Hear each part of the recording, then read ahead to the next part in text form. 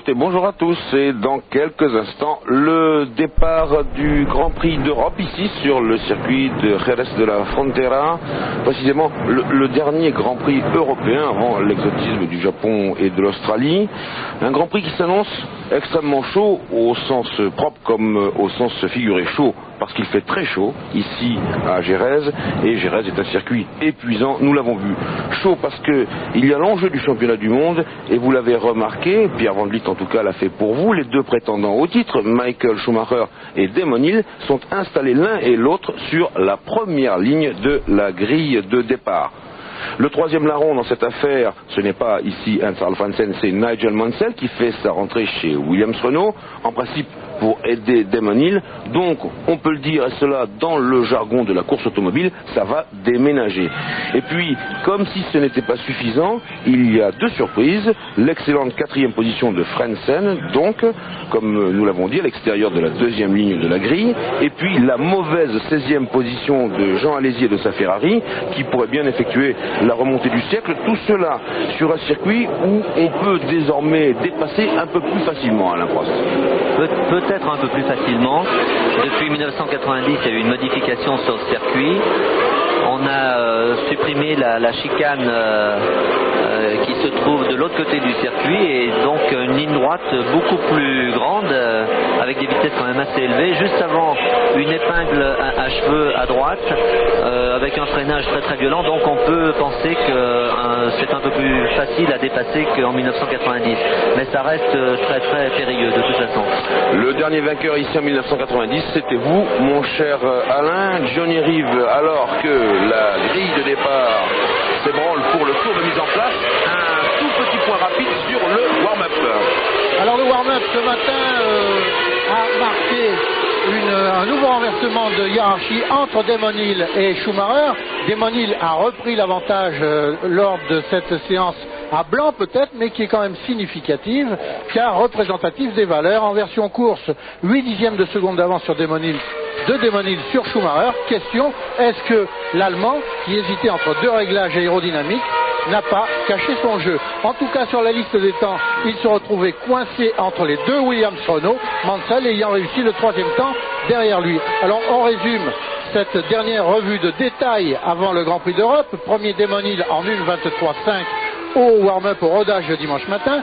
Deuxième Schumacher 1:24.4. Troisième Mansell 1:24.4 aussi. Quatrième Hakkinen 1:24.5. Cinquième Berger 1:24.5 également. Alors les Français, Alesi a fait ce matin le septième temps en 1:24.9. Il revient dans le groupe de tête, Alesi. Panis à l'huitième temps juste derrière lui en 1:25.1. Herbert sur la deuxième Ligier à la 16e position en 1:25.9. Et les deux autres Français, ils ne sont que 4 les Français au départ de ce Grand Prix d'Europe. Les deux autres Français, Eric Bernard a eu le 20e temps lors du rodage avec sa Lotus Honda, et Eric Comas le 22e avec sa Larousse Ford. Alors les chiffres de ce Grand Prix d'Europe ici à Jerez, c'est la 562e épreuve du championnat du monde, dont c'est la 45e saison depuis sa création en 1950. C'est la 14e épreuve du championnat 1994. Les anciens vainqueurs ici à Jerez ont été en 86 et en 89 Ayrton Senna, en 88 et en 90 Alain Prost, en 87 Mansell, soit les 5 Grands Prix d'Espagne, alors que là Schumacher vient de faire un petit essai de départ assez discret. Schumacher, il est à gauche sur votre écran. Damon Hill va venir se placer lui à droite. Et puis pour parler simplement des Grands Prix d'Europe, il y en a déjà eu 4 dans l'histoire, en 83, 84, 85 et 93, alors que la grille de départ continue d'être disposée. Là-bas, loin dans le fond, on va voir les dernières voitures venir se ranger. Pierre Van Vliet vous l'a dit, il y avait des problèmes sur la voiture de Brundle, mais finalement il a recouvré sa voiture de course. Dans quelques instants, le feu vert, la 14e épreuve, une épreuve décisive, même si le titre ne sera pas là au bout des peut-être 2 heures de course, eh bien quelqu'un aura fait un pas décisif, soit Schumacher à gauche, soit Damon Hill à droite. Le rouge est mis et le vert.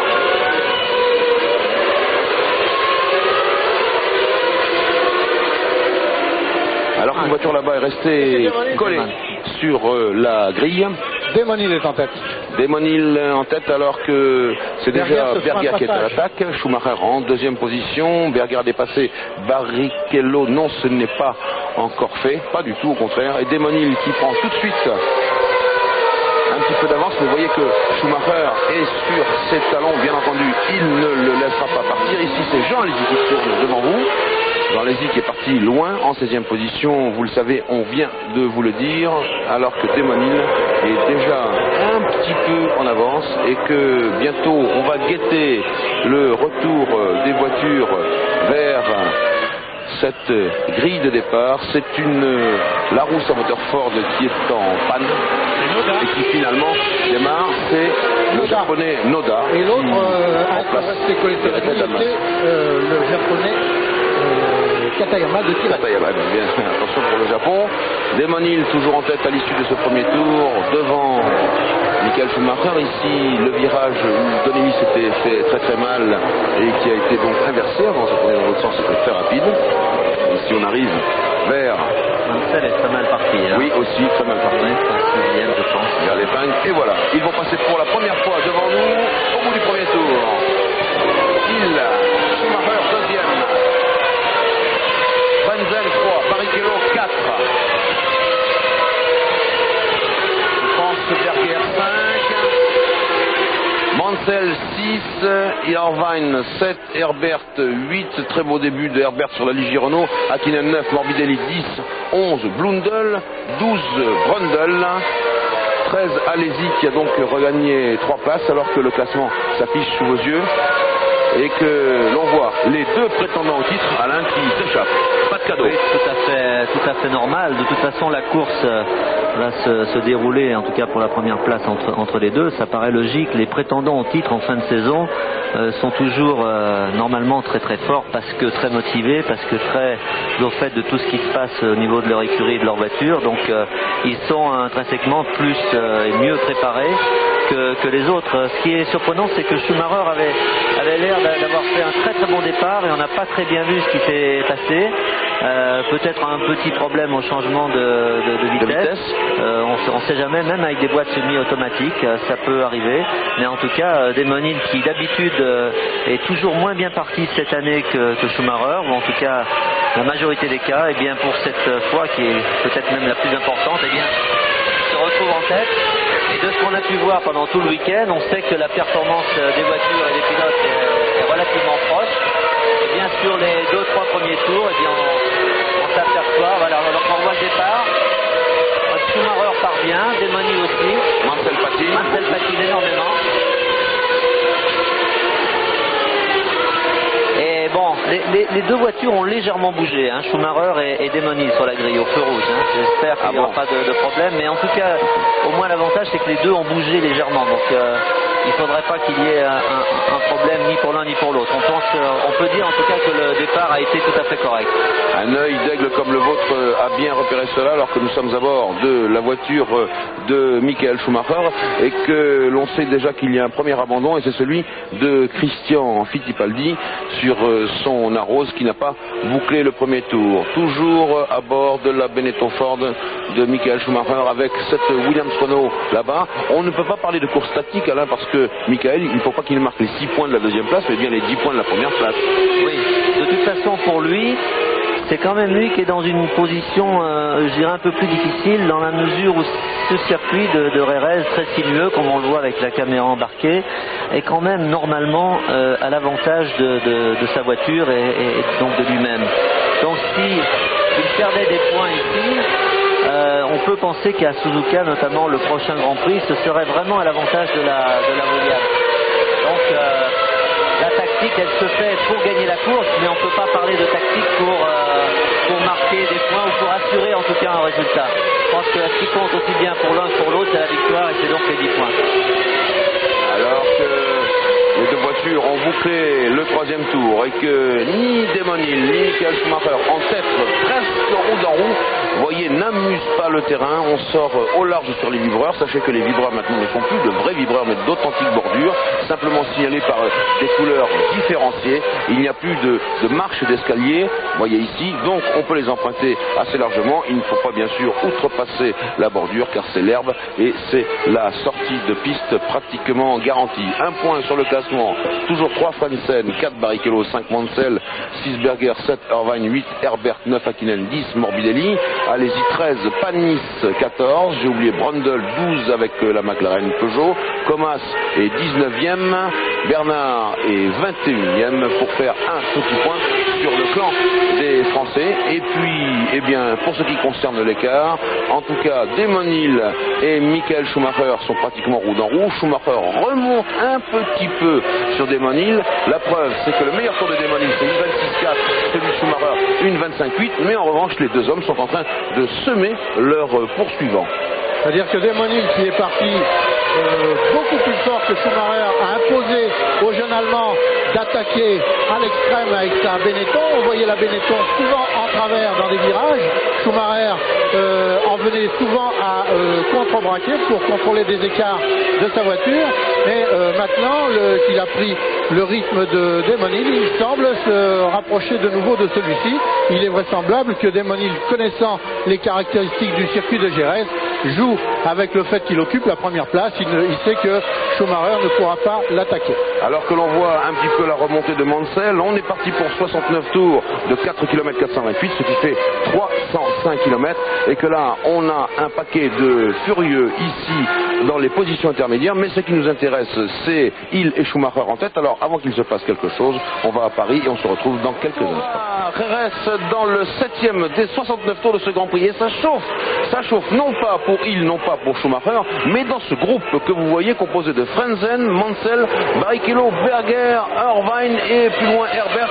Ils sont roue dans roue. Déjà plusieurs tentatives de Mansell pour attaquer Frentzen. Il s'est un peu calmé là pour l'instant, Nigel, mais vous voyez que ça sort très très au large. Un groupe extrêmement chaud, Alain. Oui, très chaud. On a vu un dépassement de Mansell sur Barrichello, très très très chaud. Dans la ligne droite d'ailleurs, il s'est déporté, mais très très tard. Et à l'endroit d'ailleurs justement qui a été modifié, où la ligne droite est beaucoup plus grande, et c'est là de toute façon où apparemment les dépassements peuvent se faire. Mansell est beaucoup plus rapide que les autres voitures apparemment dans le virage qui conditionne cette ligne droite, mais partout ailleurs ça semble problématique. En tout cas les deux leaders du championnat devant taillent la route. C'est un écart déjà de 16 secondes, 16-17 secondes entre le leader Hill et puis le troisième Frentzen. On peut penser que Nigel, qui ici commence à avoir du mal, il est souvent à l'extérieur, pourra retrouver normalement sa troisième place qu'il avait sur la grille de départ, mais il semble un peu moins bien que les tours précédents. En tout cas, les deux leaders vraiment ne semblent pas du tout inquiétés. Ce qu'on constate, Alain, c'est que quand même le rythme de Frentzen n'est pas aussi fort qu'on le croit, puisque vous voyez que derrière ça se regroupe tout doucement, ça resserre. Exactement, il y a beaucoup de voitures dans les 5-6 secondes, du 3e jusqu'au 9e, avec une très bonne performance de Herbert et Laligier qui suit le train et qui revient même un petit peu.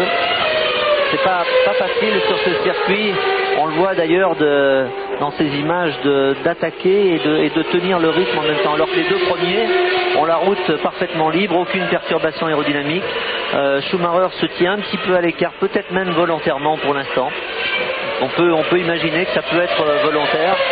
En tout cas, il n'y a certainement pas, comme on le disait au début du reportage, un gros écart de performance entre les voitures, entre les deux voitures de tête. Oui, absolument. Johnny, un petit point sur ceux qui remontent, ceux qui sont en train de faiblir derrière. Eh bien, la remontée la plus flagrante, c'est celle qu'effectue Nigel Mansell, puisqu'il occupe actuellement la 4e place. Il était 6e au premier tour, il a dépassé tour à tour Berger et puis Barrichello. Et tandis que derrière le groupe de chasse dont Herbert ferme la marche, eh bien, un autre groupe revient sur ce groupe-là, c'est celui qui est emmené par Mika Hakkinen sur la McLaren et qui comprend Morbidelli, Blundell, Brundle sur l'autre McLaren Peugeot, ainsi que Jean Alesi. Jean Alesi est toujours à la poursuite de la place qu'il mériterait. Alesi 13e, Panis 14e, alors que le classement s'affiche sous vos yeux et qu'on s'apprête encore et toujours à savourer quand même la course de Damon Hill. Il faut résister. Une McLaren. Une McLaren. Et c'est... Brundle annonce le réalisateur de la télévision espagnole. Eh bien, dommage pour Brundle qui était en 12e position. Il a peut-être eu aussi un problème. Alors est-ce un problème de moteur, est-ce un problème de boîte? Là, ça paraît quand même pour être un problème de moteur. Mais on sait que au Grand Prix d'Espagne, précisément à Barcelone, la fumée avait jailli comme ça. C'était une boîte qui avait un embrayage qui avait centrifugé et une boîte qui avait explosé. Ceci change-t-il le classement pour notre jeu top position? Eh bien, on va le voir tout de suite. Top position.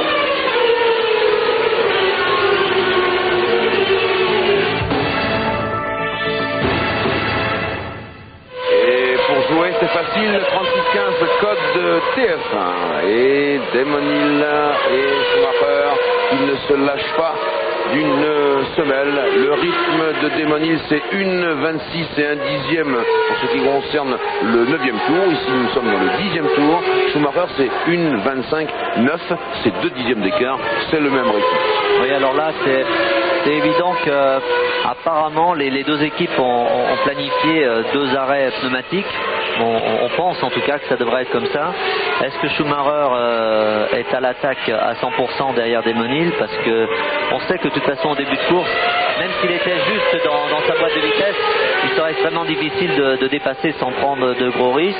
Est-ce qu'il va attendre le premier ravitaillement pour revenir vraiment dans son aileron et puis s'arrêter, peut-être anticiper un peu son arrêt pneumatique pour pouvoir, avec des pneus frais, repartir à l'attaque et le dépasser, comme on dit, dans les stands? Voilà, c'est un peu la première partie de la question. On va voir très bientôt ce qui va se passer. En tout cas, 25 secondes d'écart entre le premier et le troisième après seulement 10 tours, c'est-à-dire en moyenne 2 secondes et demie au tour.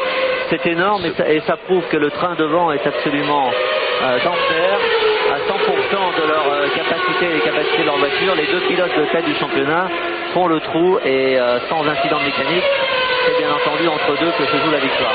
Un train absolument impitoyable. Vous avez dit 2 arrêts. C'est également ce que confirment les techniciens de Goodyear, le manufacturier de pneumatiques. Pierre Van Vliet, vous êtes dans les stands, pas loin de McLaren, j'ai l'impression. Oui, Jean-Louis, vous voyez cette flèche orange? Oui. C'était pour Martin Brundle, évidemment, car on avait remarqué sur la télémétrie chez McLaren que la température montait un peu excessivement sur son moteur. Bon, il n'a pas pu voir cette flèche, vous l'avez vu, il s'est immobilisé. Une autre info, une bonne info, c'est que effectivement, si a priori tout le monde va s'arrêter 2 fois, Heinz-Harald Frentzen, avec la Sauber Mercedes, a prévu un seul arrêt pour changer de pneumatique. C'est important puisqu'il est actuellement en 3e position et chez Sauber, donc on tente un coup de poker stratégique avec un seul arrêt. Très intéressant ça, parce que Frentzen est à l'image justement menant ce peloton de la 3e place avec tous les furieux qui sont derrière et qui se retrouvent en train de klaxonner. Il y a Mansell, il y a Barrichello, il y a Berger, il y a Irvine, il y a Herbert et même maintenant il y a Hakkinen qui revient un petit peu et pourquoi pas Morbidelli. Alors que Mansell là tente une attaque mais elle serait ici suicidaire. Eh bien c'est intéressant. Frentzen avec un seul train de pneus. Johnny. Frentzen qui perd 2 à 3 secondes au tour sur les 2 leaders, ce qui finalement arrange un petit peu la course au titre, le duel qui oppose Damon Hill à Schumacher, puisque ces 2 garçons ont réussi à se dégager complètement du peloton et ils vont peut-être effectuer leur changement de roue et repartir sur leur position de premier et deuxième, tellement l'écart est important entre Hill et Schumacher et Frentzen qui mènent le peloton, le long peloton qui s'impatiente derrière lui d'ailleurs. Et oui, Berger ici en fait partie. Berger, il a devant lui Frentzen, Mansell et Barrichello. On les voit comme si on était avec eux. Et bien Frentzen, il n'a pas l'intention pour l'instant en tout cas. Je fais bien attention, c'était chaud, le freinage. Barrichello qui a essayé de se réinfiltrer. Et il y parvient. Et bien voilà ce que fait Barrichello. Il dit à Mansell, si tu ne vas pas chercher Frentzen, eh bien moi je vais essayer à mon tour. Et pourquoi pas. Mais en tout cas les 2 hommes ont perdu du temps là. Oui, ils ont perdu du temps, on n'a pas très bien vu ce qui s'est passé au départ, mais bon, Frentzen de toute façon bloque un petit peu tout ce groupe, c'est vrai. Il a vu au dernier Grand Prix qu'il avait planifié qu'un seul arrêt au Portugal et en fin de compte tout le monde avait planifié 2 et avant son abandon il était 3e, il aurait pu réussir une bonne performance et il essaye de faire la même chose ici et s'il reste en 3e position, pour l'instant, c'est peut-être une tactique qui peut être payante. Voilà, on revoit, c'est Noda qui était perdu au milieu, Mansell qui a failli toucher. Et oui, ça, il devait être dur, mais on ne peut pas avoir des pilotes ainsi gréés lorsqu'on est en train de jouer une course aussi importante et aussi tactique. Le pauvre Noda, probablement qu'il n'a jamais assisté à quelque chose de spectaculaire. Il était au milieu de la piste, on a essayé de passer à droite et à gauche et il aurait pu occasionner un joli carambolage. Monsieur Noda, faites attention à vos rétroviseurs. En tout cas, je ne sais pas si le pari de Sauber voilà. Le pauvre Noda, voilà, oui, c'était Noda qui il a préféré s'arrêter, oui. Je ne sais pas si le pari de Sauber et Frentzen va bien marcher parce que Frentzen va de moins en moins vite. Là, il tourne actuellement en 1,29,5. Il n'a pas été trop gêné par Noda, contrairement à Barrichello et à Mansell derrière lui. Et puis, ses temps autour s'effondrent vraiment à vue d'œil. Et oui, c'est-à-dire qu'il a quand même un petit peu forcé la cadence pour tenir tête à Mansell et à Barrichello. Oui. Il a trop demandé à ses pneus. De toute façon, tant que les autres, ses concurrents les plus directs, puisqu'on ne parle pas des deux leaders du championnat qui sont largement devant, mais sont derrière lui, c'est-à-dire Mansell, Barrichello et tous les autres, pour l'instant, le pari, bon, même s'il va très doucement, c'est pas vraiment un problème. Mais c'est vrai que les pneus ont tendance à souffrir peut-être plus avec une charge d'essence plus élevée pour Frentzen, alors que les autres s'impatientent derrière, mais on voit la difficulté de dépasser sur un tel circuit, alors que Schumacher là est vraiment revenu derrière Damon. Donc c'est ce que je vous disais, et peut-être qu'il va attendre juste avant le ravitaillement pour pouvoir se rapprocher au maximum. Et en ce qui concerne les dépassements, pour revenir à ça, on voit que Jean, par exemple, qui avec sa Ferrari est toujours 12e, il a profité de l'abandon de Brundle, mais il n'arrive pas à revenir. C'est extrêmement difficile à dépasser. Alors que là, nous voyons Fittipaldi qui était très retardé. En tout cas, ce qui est certain, Alain, c'est que chez Benetton, Pierre, on est en train de se préparer. Oui, eh bien, vous venez d'entendre Christian Fittipaldi qui va dire chez Benetton, on s'oriente peut-être vers 3 arrêts. Parce que Schumacher va rentrer. En tout cas, on a préparé la flèche sur son panneau. Les mécaniciens s'apprêtent. Peut-être qu'étant donné le rythme de la course, chez Benetton, eh bien, on tente un autre coup de poker, celui de multiplier les arrêts, ce qui leur a déjà bien réussi en certaines circonstances. Alors Alain, c'est peut-être le moment d'en profiter pour passer dans les stands, pour dépasser dans les stands. Ouais, exactement, c'est ce que je vous disais tout à l'heure, ça semble se confirmer. Schumacher fait le forcing pour arriver le plus proche possible de Damon, c'est-à-dire à peut-être 1/10 ou 2 juste avant son arrêt, qui devrait peut-être se faire soit maintenant, soit le tour prochain. Et là, après, avec des pneus frais, faire le forcing et peut-être profiter de cet arrêt dans les stands pour le dépasser. Mais s'il fait 3 arrêts et que Damon n'en fait que 2, compte tenu de la performance de Damon et de sa voiture avec le moteur Renault, c'est pas évident que ce soit une tactique payante pour l'instant. En tout cas, attendons de voir. Mais la Williams me paraît quand même malgré tout très performante aujourd'hui. Alors que ces deux garçons, tels que vous les voyez ici, à 6/10 l'un de l'autre, sont à 37 secondes devant Frentzen. Alors ce qui est drôle quand même, c'est que voilà, 36 secondes 8 exactement, Frentzen, Barrichello, Mansell, Berger, Irvine, Herbert, Hakkinen, Morbidelli, j'irais même jusqu'à Blundell et Alesi et Panis sont dans ce wagon. Allez, t'arrêtes. Voilà, attention. Schumacher, au stand, Pierre, c'est à vous. Oui, il arrive, on l'a vu tourner là-bas au fond dans la petite épingle, à l'intérieur. Alors est-ce qu'ils vont perdre un minimum de temps chez Benetton? Évidemment, c'est le but d'essayer de dépasser Damon Hill en changeant plus vite de pneumatique. On ravitaille, l'essence coule, pas de difficulté, on a mis de carburant, ce qui veut dire qu'on va peut-être s'orienter vers 3 arrêts en effet. 6 secondes et 8/10, c'est pas mal du tout, alors que la caméra du réalisateur espagnol a du mal à retrouver Damon Hill. Le voici, Damon, son dernier tour était en 1:25,742, et il faut quand même bien savoir que quand on a un arrêt de 6 secondes 8 au stand, Alain, c'est plus que ça en réalité. On perd à peu près, en tout cas sur ce circuit, une quinzaine, entre 15 et 20 secondes, donc on voit 17 secondes. Et là, Axel Mansell qui s'arrête à son tour. On ralentit, Mansell? J'ai rêvé. Non, mais écoutez, dans les stands, et on doit rouler à 80 km/h ici, Jean-Louis, sur ce pit lane assez étroit. Mansell, évidemment, qui était en difficulté en début de course derrière Frentzen. Oui, c'est ça, il y a quelque chose qui ne va pas. Oui, il y a un problème mécanique sur la Williams Renault. On va aller aux nouvelles. Est-ce qu'il aurait fait une petite touchette? On voit qu'il regarde l'aileron avant, ou en tout cas peut-être un élément de suspension, ce qui serait plus inquiétant. Et oui, pas impossible qu'il ait touché quelqu'un dans sa bagarre. Oui, on change d'aileron, voilà. L'aileron avant, il est arrivé, il discute avec... On n'a pas vu l'image. Ses managers, les ingénieurs de piste, alors que nous revenons sur la course pour attendre le premier tour de Hill sans Schumacher, et puis Schumacher. Mansell repart. Après ce changement de capot avant. 40 secondes. Il a perdu près d'une minute. Il a perdu, Pierre, près d'une minute. Nous avons énormément de mal à nous entendre ici dans ce circuit qui résonne terriblement. Et sans doute une petite touchette avec Barrichello tout à l'heure pour Mansell, ceci expliquerait cela. Ou peut-être derrière la roue de Noda, puisqu'on a vu que Noda s'était arrêté. Il y a peut-être l'aileron avant de la Williams-Renault de Mansell qui a éperonné le pneu arrière de Noda qui était fort mal placé au milieu.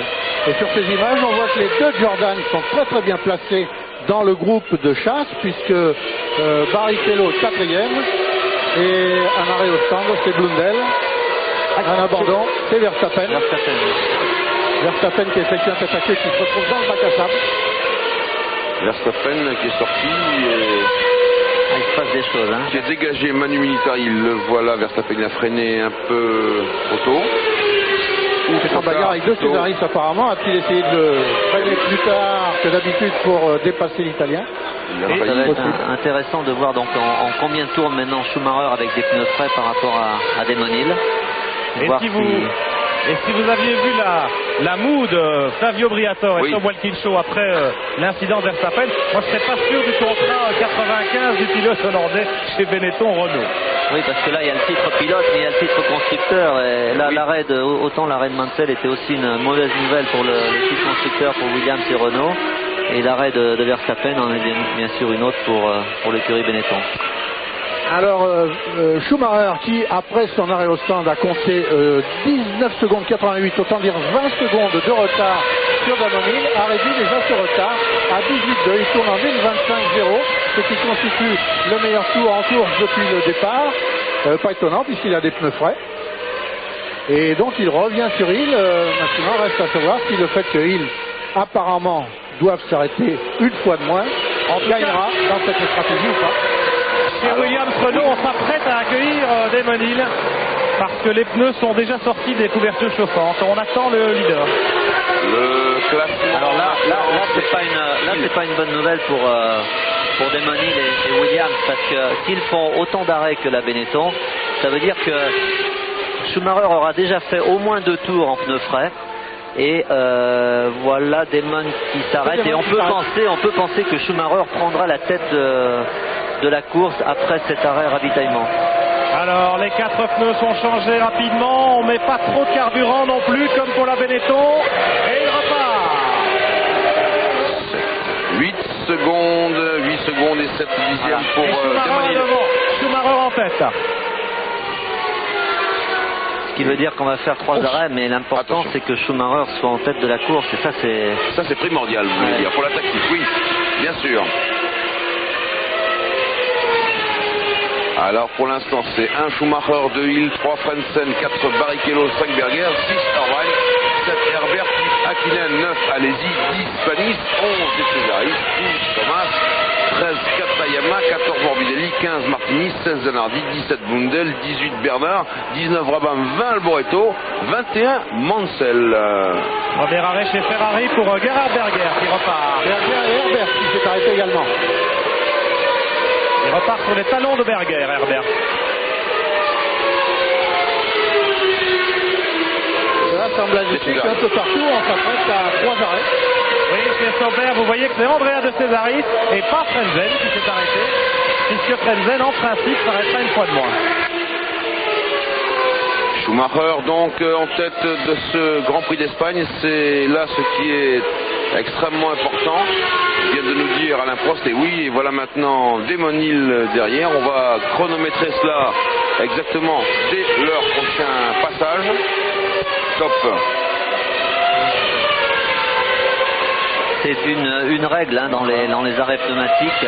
Celui qui s'arrête avant, c'est-à-dire au moins un tour avant, donc là en l'occurrence c'était au moins deux, presque 3, eh bien il a toujours l'avantage, s'il n'est pas gêné bien entendu par le trafic, c'est qu'en pneus frais, en pneus neufs, eh bien il va plus vite, et pendant les tours qu'il fait avec des pneus neufs, eh bien il reprend un petit avantage. Donc si Damon Hill et l'écurie Williams-Renault eh bien veulent reprendre l'avantage, apparemment c'est en opérant peut-être de la même manière pour le deuxième arrêt pneu, arrêt ravitaillement, en considérant que Damon va peut-être revenir dans les roues de Schumacher. C'est ce qu'on peut penser, en tout cas on peut espérer. Alors que nous avons vu l'écart entre Schumacher et Hill, il est maintenant de 4 secondes et 8 dixièmes. Et que derrière, Frentzen, Barrichello, Irvine, eux sont dans les 30 et quelques secondes. Et que Alesi et Panis s'occupent maintenant, il fait produire tous ces arrêts devant eux, ils occupent Alesi et Panis les 7e et 8e places. Alesi ayant creusé un léger écart sur Olivier. Alesi qui colle toujours au peloton de chasse, qui est agglutiné derrière Frentzen et qui comporte actuellement Barrichello, Irvine, Hakkinen et Alesi lui-même. Alors là, je suis obligé de constater que vous avez une nouvelle fois raison, parce que la course n'est plus la même après le ravitaillement. Non, de toute façon, vous connaissez mon point de vue sur les ravitaillements en essence. Bon, les arrêts pneus, on les connaît depuis très longtemps. Mais sur les ravitaillements font que aussi, bien, on augmente cette chance justement de ne pas s'attaquer sur la piste et de s'opérer uniquement d'une manière tactique pour dépasser, pour doubler, ce qui est bien d'un certain côté de la course automobile, a une part de tactique, mais il ne faut pas qu'elle soit prépondérante. Et c'est dommage de jouer un peu le championnat uniquement sur la tactique. Si Williams-Renault avait su le moment exact du ravitaillement de Schumacher, je dis bien Williams-Renault, n'aurait-il pas été plus judicieux justement de s'arrêter un peu avant? De s'arrêter, oui, un petit peu avant. Peut-être, mais vous savez, ou en même temps. C'est toujours très difficile. Apparemment, tout le monde voulait faire 2 arrêts. On a plutôt tendance à en faire 3. Est-ce que l'arrêt de Damon Hill a été prévu uniquement parce que Schumacher s'est arrêté plus tôt, ou est-ce que c'était prévu comme ça au dernier moment? Bon, il me semblait que la règle étant de ne pas planifier vraiment à 100% un arrêt et attendre un peu comment se passait la course. Donc ça peut encore nous réserver des surprises. L'important, c'est maintenant de voir si Damon Hill avec la Williams-Renault au niveau performance pure, en tout cas, peut revenir sur Schumacher. Ça, c'est quand même aussi la clé de la course, en même temps que les arrêts pneus, les arrêts essence. Parce que tout à l'heure, Schumacher semblait quand même un peu à l'aise derrière la Williams-Renault au début de course. Il semblait qu'il attendait son heure. Mais les performances ont l'air proches, donc il faut voir et attendre encore un peu. Alors que Jean Alesi s'est arrêté, et Johnny, vous nous donnez le résultat? Son arrêt a duré 7 secondes et demie. Et Jean a glissé de la 7e à la 11e place du fait de cet arrêt. On peut signaler que Berger et Herbert, qui étaient dans le groupe de tête aussi, occupent maintenant les 9e et 10e places après leurs propres arrêts. Et que Mansell est 20e, il a un tour de retard après l'intervention mécanique de ses mécaniciens. Cela dans le 22e des 69 tours de la course. Et que ici, nous avons à l'image le jeune Frentzen et sa Sauber Mercedes. Donc c'est en principe l'antépénultième course avec ce moteur Mercedes Ilmor, puisque vous le savez, en tout cas il se murmure de plus en plus que Mercedes et Sauber se sépareront à la fin de cette saison et que Mercedes ira chez Peugeot. Nous, pour l'instant, on va aller à Paris et on se retrouve après ça. Retour à Jerez dans le 24e tour des 69 que comporte ce Grand Prix d'Europe. Ici, alors que les résultats du chronomètre montrent que Michael Schumacher, aussi sûrement qu'inéluctablement, alors que là, ça se bagarre encore ferme entre Frentzen et Irvine, les résultats du chronomètre montrent que Schumacher s'échappe tout doucement, mais sûrement. S'échappe tout doucement, j'espère que... Oui. Voilà. Il s'échappe tout doucement, j'espère que Damon n'a pas pris un coup au moral, qui n'est pas complètement impossible quand on se bat à ce niveau de pression et de tension. Le fait de voir Schumacher prendre le leadership de la course uniquement par le truchement des arrêts au stand, j'espère qu'il n'a pas pris un coup au moral et que Schumacher, lui, au contraire, gonflé à bloc, et bien repart repart de plus belle. En tout cas, 6 secondes et demie d'écart, alors qu'il y avait à peu près 4 secondes 8 quand ils se sont arrêtés pour changer les pneus. Ce qui veut dire que sur le plan performance, eh bien, Schumacher est un peu devant Demesnil en ce moment. Alors que Frentzen, lui, au contraire, eh bien, sans s'être arrêté pour changer de pneumatique, eh bien, il reste à peu près sur le même rythme. Il a même augmenté de cadence, Alain, puisque en début de course, Frentzen tournait en 1,28,5 et maintenant il tournait tout à l'heure, là il vient de faire un tour en 1,28,1, mais il tournait en 1,27,5. À se demander si, en début de course, volontairement, il gardait des réserves pour l'usure de ses pneus. Et là, Schumacher qui prend un tour à De Cesaris. Oui, De Cesaris qui n'est pas très sympa de ne pas bien le laisser passer. Mais bon, continuez, Johnny. Et donc Frentzen qui a peut-être économisé volontairement ses pneus en retenant volontairement ses adversaires directs en début de course pour épargner ses pneus et faire le parcours qu'il devait effectuer plus long que ceux qui changent plus de fois que lui de pneus. En tout cas, ce que l'on constate aussi, c'est que les deux hommes maintenant sont seuls, puisque Verstappen, l'équipier de Schumacher, a abandonné, et que Mansell, l'équipier de Hill, eh bien lui, il est en 18e position, et on peut dire, Alain, qu'il ne remplit pas quand même tout à fait le contrat qu'on lui demandait. Ah, c'est sûr que pour l'écurie Williams-Renault, c'était très important en tout cas que Nigel non seulement aide Damon sur le plan pilote, mais c'était relativement difficile en tout cas d'aider vraiment Damon sur le plan pilote dans la mesure où en arrivant comme ça tout frais de la Formule Indy, c'était pas non plus évident d'être devant, en tout cas en performance pure, mais sur le plan constructeur aussi, c'était important qu'il marque des points. On peut penser qu'on ne sait jamais ce qui peut se passer dans la mesure où il est 18e à un tour, mais il est qu'à peu près une quarantaine de secondes des points, c'est-à-dire il peut toujours marquer un point, mais ce sera très très difficile. Alors qu'on revoit ici le dépassement un peu tangent. Oui, Pierre, on revoit, avant de vous céder la parole, au ralenti, les problèmes entre Schumacher et De Cesaris. Pierre, c'est à vous. Oui, pour venir faire le point des ravitaillements, eh bien, dans les 10 premiers, tout le monde a ravitaillé maintenant, y compris Olivier Panis, y compris Eddie Irvine. Et il n'y a donc que Frentzen qui n'a pas encore ravitaillé, qui ne s'est pas arrêté et qui va sans doute tenter d'aller jusqu'à la mi-distance. Frentzen qui compte maintenant 20 secondes d'avance sur les adversaires qui le talonnaient en début de course. Le fait de ne pas s'être encore arrêté à son stand lui permet d'avoir 20 secondes d'avance sur Irvine, Hakkinen, Berger qui mènent maintenant la chasse derrière lui. On va voir si, compte tenu du fait que les autres ont mis les pneus frais et que lui a ses pneus qui commencent à être fatigués, on va voir si malgré ce handicap, Frentzen réussit à conserver cet écart, ce qui serait un avantage déterminant pour lui pour la suite de la course. Alors que le classement s'affiche sous vos yeux, 7 secondes et 6 dixièmes entre Schumacher et Hill. Attention, bien sûr, si les choses restent en l'état, rien n'est perdu pour la course au titre mondial, puisque pour l'instant, un point seulement, Johnny, sépare les deux pilotes, je crois. Voilà, un point les sépare, et quel que soit le résultat de ce Grand Prix d'Europe, eh bien tout restera à jouer au Japon dans 3 semaines et en Australie la semaine d'après. Alors que nous allons jouer tout de suite, pendant que c'est un petit peu calme, au jeu top position.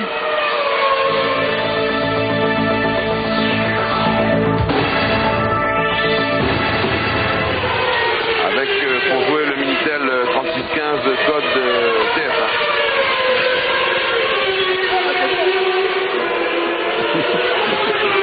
Damon Hill là avec la Williams-Renault. À la chasse, mais qui lève un petit peu le pied. Le rythme, c'est Schumacher 1,25,7. L'autre rythme, c'est celui de Hill, 1,26,7. Mais maintenant, il y a tout de même le dépassement des pilotes retardataires. Donc tout ça, c'est un peu élastique quand même. Exactement, mais Damon a, semble-t-il, été gêné plus que Schumacher pour le dépassement. On a vu, il a fait 2 tours où il a perdu pratiquement 1 seconde à chaque tour par rapport à Schumacher. C'est un peu aléatoire, mais vraiment, il ne semble pas en mesure de revenir à la régulière. Voilà, ça c'est pratiquement une seconde perdue sur. Ça, c'est De Cesaris. Voilà. Rappelez-vous un Grand Prix du Japon, je crois que c'était en 1988 où il avait perturbé la marche de plusieurs pilotes, dont la vôtre d'ailleurs, Alain. Ouais, c'est très aléatoire. Vous savez, de temps en temps, vous vous dépassez très facilement, vous perdez pas tellement de temps, et puis quand tout se met à aller pas très bien. Et puis on fait un peu confiance. J'imagine que Damon là n'est pas dans une situation vraiment très bonne sur le plan psychologique, mais tout à l'heure on parlait du championnat. C'est vrai que le championnat n'est de toute façon pas perdu. On parlait aussi du fait que ce circuit est quand même plus à l'avantage de Schumacher et de sa Benetton. et que l'essentiel en tout cas pour Damon et l'écurie Williams-Renault, s'ils n'arrivent pas à gagner ce Grand Prix, c'est bien entendu de au moins terminer deuxième et de préserver les chances pour des circuits qui seront de toute façon plus favorables, et notamment Suzuka la prochaine fois. Mais de toute façon, Alain, rien n'est perdu puisqu'il subsiste encore au moins un changement de pneumatique et un ravitaillement pour les deux hommes, et vous le savez, tout peut arriver. Néanmoins, l'écart est maintenant de 10 secondes à l'avantage de Schumacher. Voici Damon Hill qui roule avec 10 secondes de retard sur l'Allemand. Ça sera quand même difficile à refaire, 10 secondes, en tout cas à la force des poignets ou à la force de son moteur. Alors que ici, les Williams-Renault ont reçu encore quelques modifications. On travaille beaucoup chez Williams-Renault. On continue de travailler dans l'optique du titre mondial avec notamment une suspension arrière modifiée et puis un moteur V10 Renault très adapté à ce tourniquet, pardonnez-moi l'expression, puisque ici le moteur doit s'exprimer aux environs de 50% à pleine charge sur un tour, alors qu'un circuit classique avec des très hautes vitesses de pointe, eh bien, on se promène avec 60-65% de pleine charge sur un tour lancé. Bernard Dudot, lui, a fait travailler ses hommes sur la souplesse d'utilisation du moteur Renault. Je crois que c'est quand même l'un des avantages de ce moteur. Mais de l'autre côté, chez Ford, on a fait aussi la même chose. Oui, c'est vrai, mais Renault travaille beaucoup aussi bien, vous l'avez dit, en ce qui concerne la puissance que la souplesse. Je crois que les pilotes vraiment sont très, très heureux du moteur, et sur ce genre de tracé, ça ne leur pose aucun problème. Ce qui manque le plus, c'est vrai, c'est certainement un châssis un peu plus agile. Peut-être qu'au niveau aussi usure de pneumatique, aussi confort pilote, la Williams sur un tracé comme celui-ci n'est pas l'idéal, et Schumacher se régale sur ce genre de tracé. On verra ce qu'il adviendra à Suzuka. Johnny Rive, un petit point sur les Français. Alors maintenant que tout le monde, sauf Frentzen, a observé son premier ravitaillement, eh bien derrière Frentzen, l'ordre est un petit peu changé par rapport à ce qu'il était tout à l'heure. C'est Hakkinen qui a gagné par rapport à ses rivaux directs sur l'arrêt au stand. Hakkinen est 4e devant Irvine, Berger, Barrichello et Herbert. 9e Alesi, 10e Panis qui se retrouve sensiblement au niveau qu'ils occupaient précédemment. Morbidelli et Katayama ferment le long échelonnement de ce peloton. Alors que plus loin, nous avons Comas en 15e position. Mansell qui remonte, il est en 17e position maintenant. Bernard sur la Lotus Honda. Mais je le précise, la Lotus avec l'ancien moteur Honda. Bernard est lui en 20e position. 21e Brabham, 22e Fittipaldi qui était très attardé et qui re-rentre à nouveau dans le classement. Le 23e étant un inconnu pour vous, chers amis téléspectateurs. L'Italien Schiattarella qui a fait quelques courses en Formule Indy cette année, sans grand succès d'ailleurs, et qui ici eh bien, a eu du mal à se qualifier. Il l'a fait en tout cas de justesse. 12 secondes de retard maintenant pour Damon Hill, tandis que Frentzen se maintient, mais néanmoins il perd du terrain sur ses poursuivants immédiats. Frentzen va être, le voici, va être la clé de ce Grand Prix si les choses restent en l'état, Alain. Oui, la clé, en tout cas, il est bien accroché à sa troisième place. Et puis, bon, on peut penser qu'il va faire son arrêt pneumatique dans pas très longtemps. Donc, un seul arrêt. Par contre, pour Damon, ça semble un peu problématique, mais il y a quelque chose que je comprends pas très bien, parce que là, il tourne en 26.3, le meilleur temps, je crois, depuis qu'il a changé de pneumatique, ou peut-être un peu moins. Alors que tout à l'heure en début de course, il a fait des temps en 25.4, 25.5, alors que Frentzen, lui, augmente sa cadence. Donc c'est difficile à comprendre. Peut-être qu'il y a un train de pneumatique qui n'est pas très, très bien, une pression des pneumatiques peut-être mal faite, mal ajustée.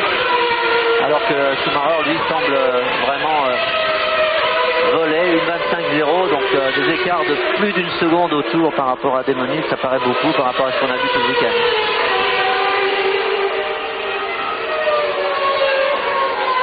Frentzen, toujours alors que Schumacher s'apprête à dépasser Katayama.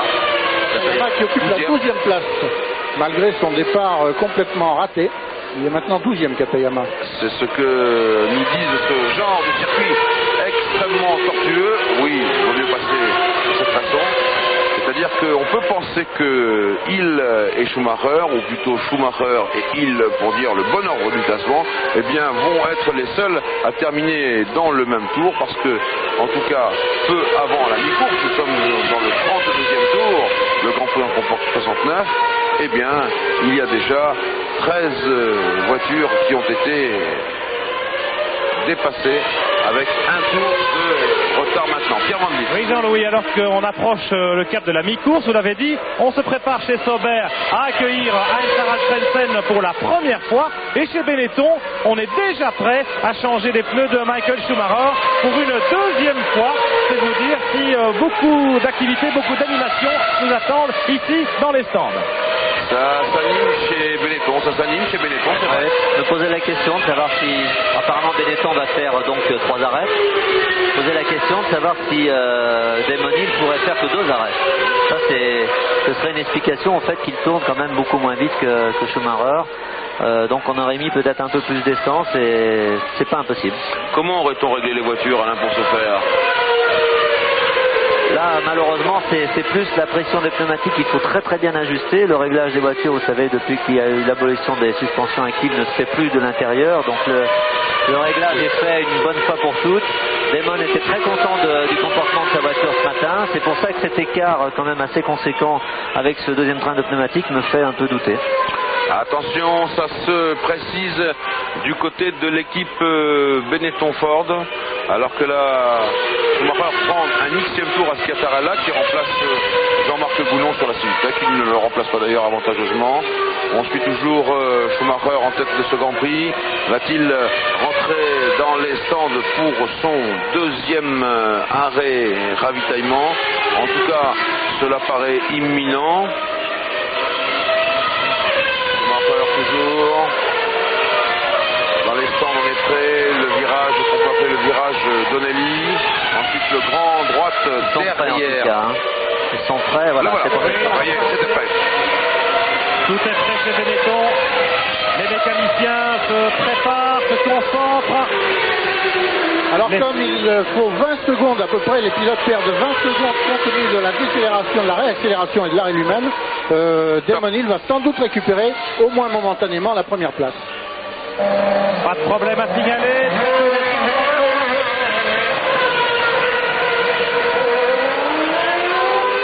Écoutez, 6 secondes et 6 dixièmes, ça s'améliore. Tout à l'heure, c'était 6 secondes et 8 dixièmes. On surveille maintenant Damon Hill. Il est devant. Il est devant. Alors là, si le calcul du professeur Prost s'avère exact, 3 arrêts pour Schumacher, 2 arrêts pour Hill, eh bien, on n'en a pas fini. J'espère parce que ça voudrait dire qu'il y aurait au moins une chance pour Damon et Williams de remporter le Grand Prix. Alors s'il y a 3 arrêts à chacun, ça me semble quand même compromis parce que pour rattraper 13 secondes à la régulière, alors que Frentzen s'arrête, oui. Pour rattraper 13 secondes à la régulière, ce sera difficile. Ça sera dur. Non mais Alain, il faut prendre vos responsabilités. Top pour Frentzen. Alors là, on suit là, il y a de l'essence à mettre, il y a des pouces à mettre. C'est jeté d'un peu haut tout ça. Toujours l'essence. Et ça part 11 secondes 4 pour Frentzen. Et du coup, c'est Hakkinen, Irvine et Berger qui sont passés, mais bon, eux aussi doivent s'arrêter encore une deuxième fois, alors que je crois que la caméra de Pierre Van Vliet et de Jean-Luc Villemont nous montre Martin Brundle qui se morfond chez McLaren. Alors là, ça va être intéressant de voir Schumacher qui va normalement et naturellement revenir sur Damon Hill. Et bien entendu, si Damon Hill ne fait pas d'arrêt tout de suite pour les pneumatiques, Schumacher va être beaucoup plus vite.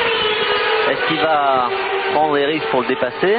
Alors que s'il reste derrière lui, au risque de perdre bien entendu du temps, après il resterait un arrêt pour les deux voitures et il se retrouverait non pas à égalité mais quand même avec une situation plus confortable pour Damon.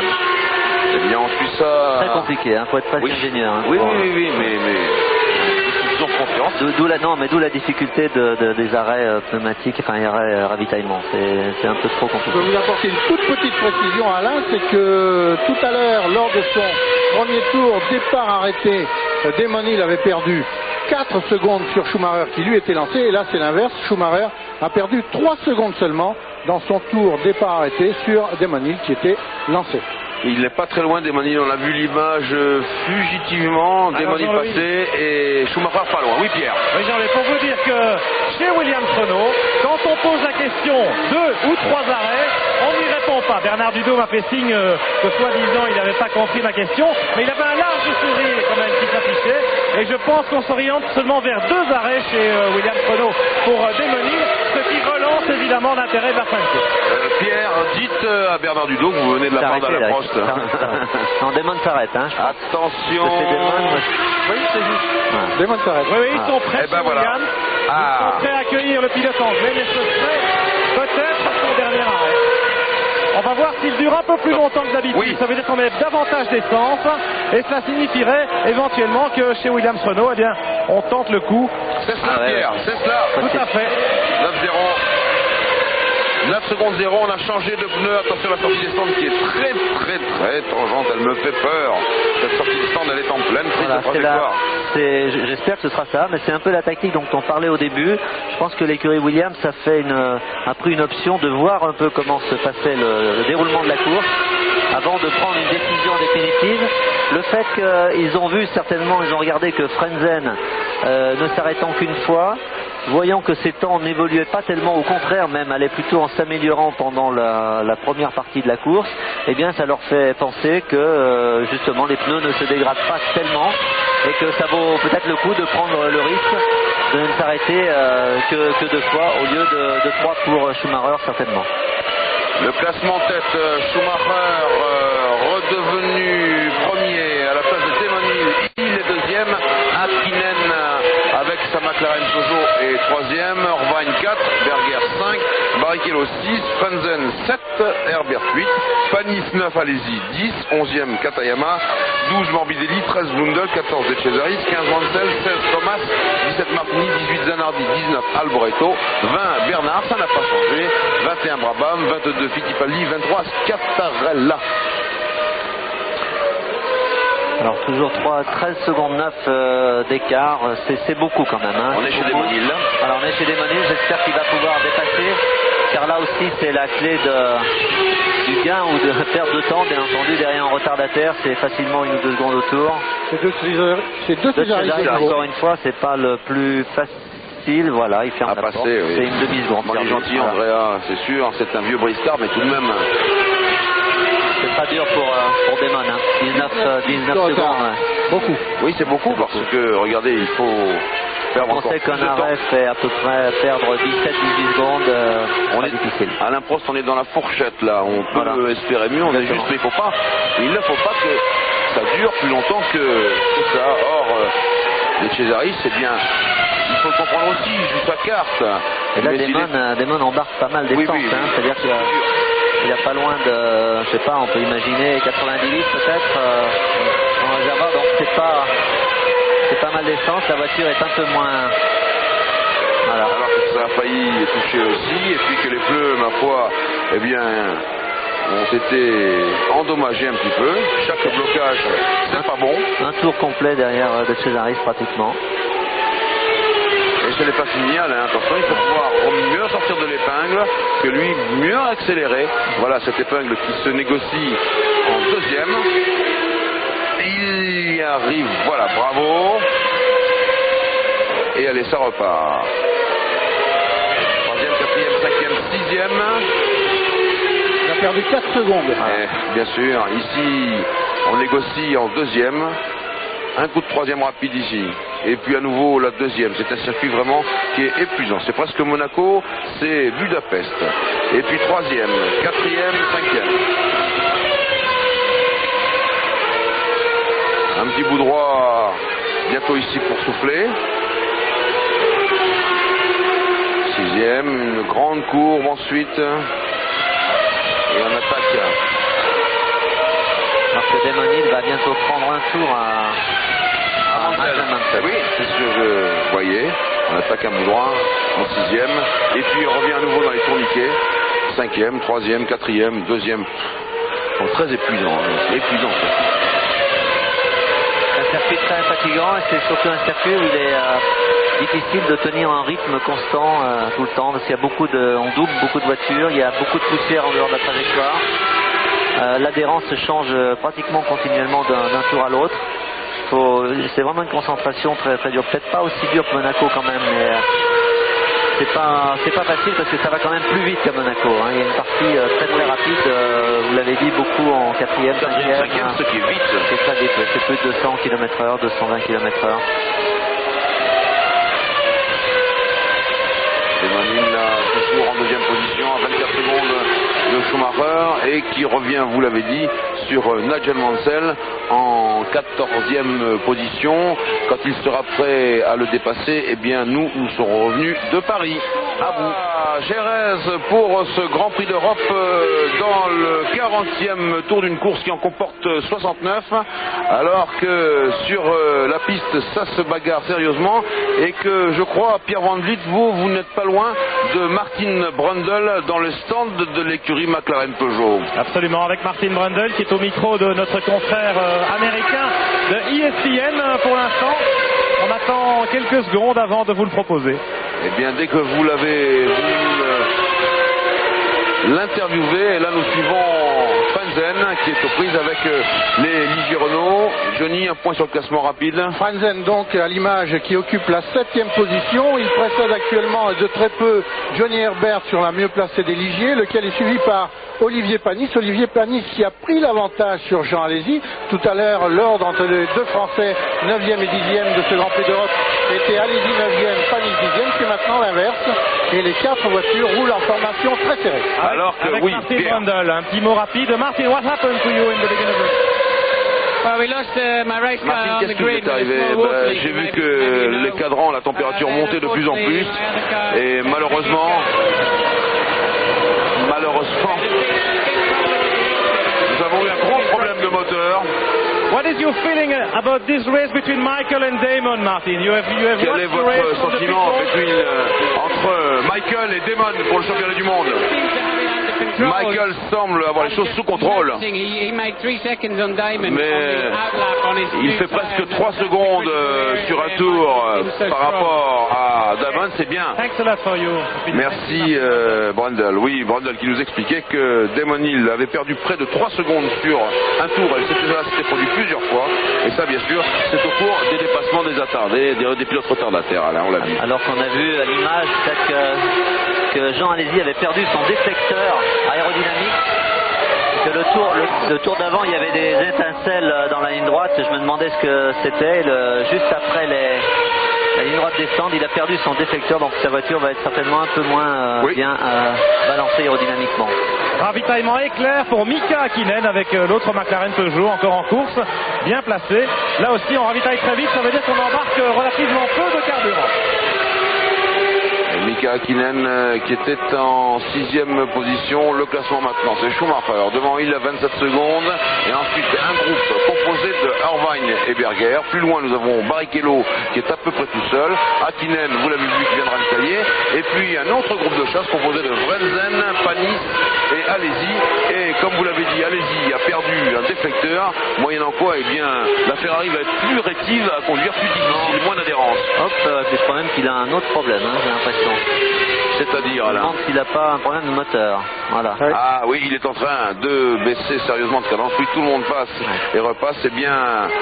Alors que nous avons Berger en 4e position. Jean est en train de solliciter sur son volant. À moins qu'il se soit simplement écarté pour laisser passer Schumacher, qui lui a pris un tour. Peut-être. Mais il a l'air de s'être remis à la cadence des autres. C'est pas impossible. Peut-être qu'il a été simplement à l'extérieur et on a vu un peu de poussière simplement de la pile. Ah non, regardez. On l'attend au stand. En tout cas, il y a Berger maintenant qui rentre pour ravitailler chez Ferrari. Top pour Berger. Et allez-y, effectivement, il y avait un nuage de fumée inquiétant dans le sillage de sa voiture. Berger repart. Vous savez, c'est pas du tout impossible qu'en perdant le déflecteur, il y a une pièce qui soit allée dans le radiateur. Et ça, c'est la surchauffe, c'est la peine maximale. Et là, Jean Alesi sera alors obligé de s'arrêter. Il va passer encore devant nous pour un tour possible. Et on a vu un panneau Alesi Box. Et oui, il faut rentrer le plus vite possible. Est-ce que sa voiture va tenir le tour supplémentaire qu'il ne faudrait pas justement dépasser? En tout cas, Alesi, lui, il était en 9e position, alors que Berger était 4e et après son ravitaillement, Berger est 6e. Deuxième arrêt pour Nigel Mansell avec la Williams Renault numéro 2. Nigel Mansell qui est plus du tout dans le coup, vous le savez, ni pour la gagne, ni même pour aider son équipe à marquer des points au championnat des constructeurs. Ce sera peut-être son objectif en cette fin de course. Mansell, un arrêt de 8 secondes. Mansell qui est en 14e position. Alors que Schumacher va bientôt prendre un tour dans les yeux de Berger. Je n'ai pas bien vu. Non, c'est Berger que ça se passe. Oui, Pierre? Oui, c'est Berger. C'est Berger et c'est le signe que la Ferrari n'est absolument pas compétitive sur ce type de circuit, Alain. Oui, Berger se débrouille pas mal, mais c'est certainement pas la voiture idéale et surtout pas le moteur idéal, car les pilotes se plaignent beaucoup de la souplesse de leur moteur. Et Jean compare son moteur sur ce genre de circuit à un moulin à café. C'est vrai qu'il est pointu, il est difficile à conduire à bas régime. Voilà, allez-y. Oui. Il immobilise la Ferrari numéro 27. En même temps que la Ligier de Panis. Alors que l'autre Ligier de Johnny Herbert a déjà ravitaillé. Allez-y, repart a priori. Malgré le bruit de fond que vous avez entendu, oui, il repart sans difficulté. Oui. Vous savez, à 80 km/h dans les stands, les moteurs de Formule 1 ont tendance à ratatouiller.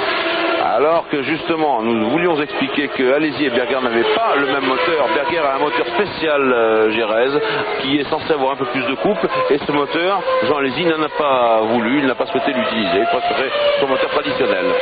Oui, certainement, en théorie, si le moteur a plus de coupe, mais je ne sais pas du tout si c'est vrai, Jean-Louis. En tout cas, de toute façon, le moteur Ferrari n'est pas un moteur très souple. Surtout leur version, je dirais 94, qui est un moteur très puissant par contre. C'est pour ça que sur des circuits très rapides, avec des grandes lignes droites, la Ferrari est redoutable. Par contre, sur ce genre de tracé, il manque souplesse, il manque maniabilité châssis. Et donc ça fait la différence, bien que Berger, malgré son tour de retard, se débrouille pas mal sur ce genre de circuit. Oui, et c'est un moteur qui a bien marché à Hockenheim par exemple, puisque là la Scuderia a remporté le Grand Prix d'Allemagne grâce à sa voiture, grâce à son moteur et grâce à Berger. Mais ici c'est une voiture qui est importante, imposante, alors qu'il y a un abandon et c'est celui du jeune Brabham et que nous allons jouer tout de suite au jeu Top Position.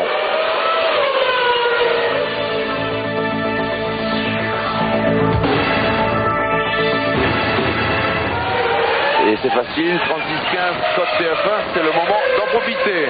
Attention Jean-Louis, attention chez Williams Renault, il semblerait qu'on se prépare à nouveau pour un arrêt. Alors ça voudrait dire que Desmonil finalement ne s'arrête pas deux fois, mais sera peut-être bien contraint de s'arrêter malgré tout à 3 reprises. En tout cas, on a vu un panneau IN avec un drapeau anglais, comme Mansell vient de ravitailler. On se demande si ce n'est pas pour Desmonil. Les mécaniciens sont prêts. Eh bien, ce disant, Pierre, Alain Prost a fait une drôle de moue. Ça lui plaît pas du tout cette arrêt de Desmonil. Ben oui, parce que ça voudrait dire que ses chances sont maintenant à la régulière complètement perdues, bien qu'elles étaient de toute façon largement amoindries. Alors éventuellement, ça peut être la sécurité, c'est-à-dire bon, on pense qu'on a perdu la course et qu'on fait un arrêt pneu pour être plus sûr et pour assurer le coup, pour pas avoir de problème d'usure de pneumatique ou en tout cas d'adhérence précaire en fin de course pour doubler les retardataires. Ça peut être aussi une solution. Encore une fois, la deuxième place n'est pas une très mauvaise chose pour Desmonil et pour l'écurie Williams Renault sur ce genre de tracé. Donc il faut absolument préserver pour eux les chances intactes pour les 2 derniers Grands Prix. Une deuxième place, c'est 6 points et pour l'instant, il y a 1 point d'écart entre les 2 pilotes. Le classement, c'est 1 Schumacher, 2 Hill, 3 Irvine, 4 Barrichello, 5 Hakkinen, 6 Berger, 7 Panzen, 8 Morbidelli, 9 Katayama, 10 Herbert, 11 Panis, 12 Lundel. Ensuite, il y a Mansell, Martini, Alboreto, Zanardi, Bernard, Fittipaldi et c'est tout. Il y a 19 voitures classées, les autres ayant abandonné. Le dernier à avoir abandonné étant le jeune David Brabham. Et le cap des 30 secondes d'écart entre Schumacher et Desmonil vient d'être franchi. 31 secondes 9 d'avance pour Schumacher. Alors fausse alerte, c'est Mansell qui s'arrête chez Williams. Nouvel arrêt, donc peut-être des petits problèmes en ce qui le concerne. Et donc, Damon Hill continue. C'était bien le panneau de Mansell qui signifiait Hill. Écoutez, Mansell, on ne peut pas dire qu'il part le couteau entre les dents, là, parce qu'il prend le temps de baisser sa visière, il prend le temps de passer la première, de démarrer tranquillement. Bon, eh bien, Mansell, pour l'instant, il est 15e, et on ne peut pas dire qu'il soit d'un grand secours pour Damon Hill. On pourrait donner des nouvelles de Jean Alesi à propos duquel on a eu des doutes tout à l'heure. Et Jean Alesi a repris la course après son ravitaillement. Il est toujours derrière Panis. Il a 4 secondes de retard, mais en tout cas, sa Ferrari a l'air de tenir le coup. La fumée qu'on a pu voir, pour l'instant, n'a aucune conséquence dramatique pour Jean. C'est